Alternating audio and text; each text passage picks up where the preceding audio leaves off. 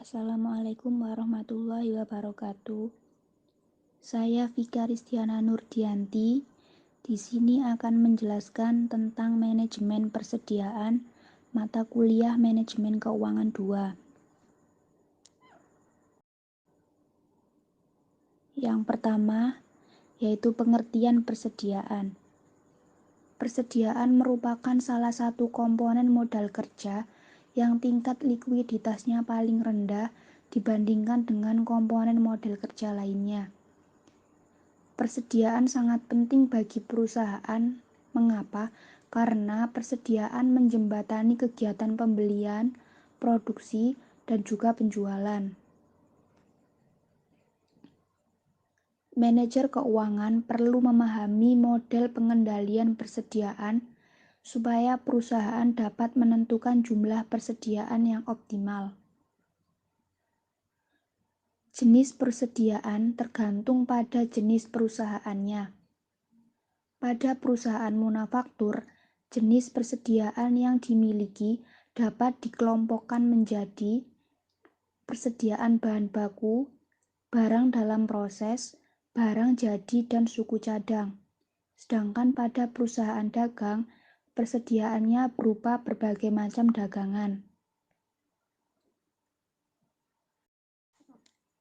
Selanjutnya, alasan perusahaan memiliki persediaan. Yang pertama, memungkinkan pihak manajemen perusahaan untuk mengatur kegiatan pengadaan, produksi, dan penjualan lebih fleksibel.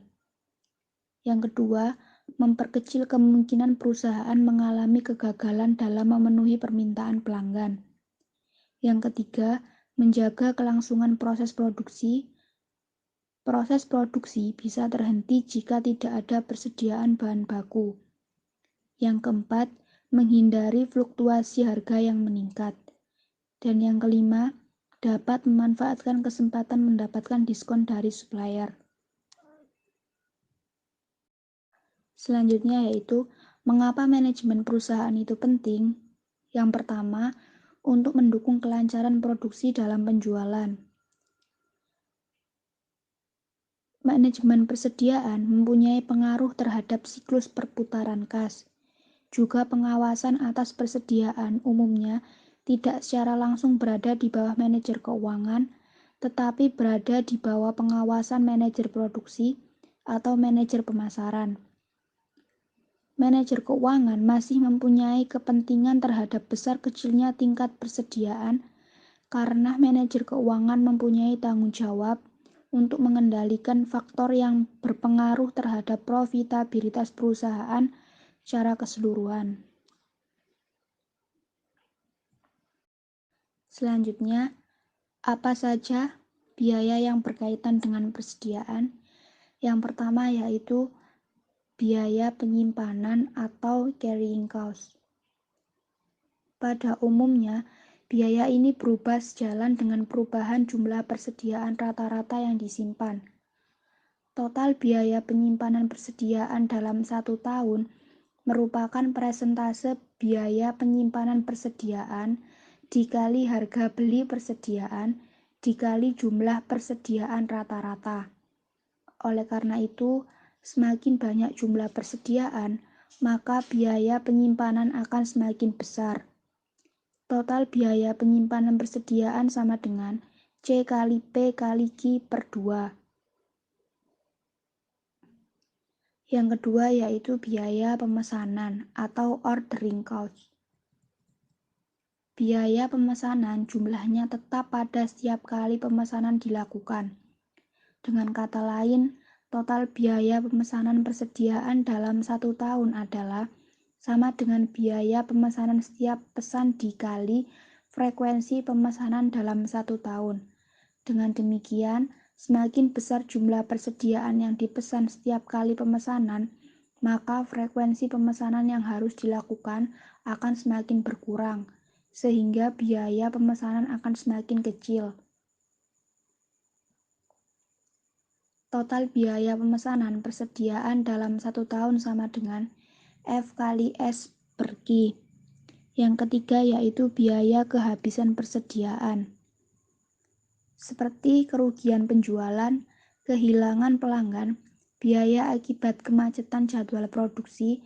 Semakin besar jumlah persediaan, semakin kecil biaya kehabisan persediaan dan sebaliknya.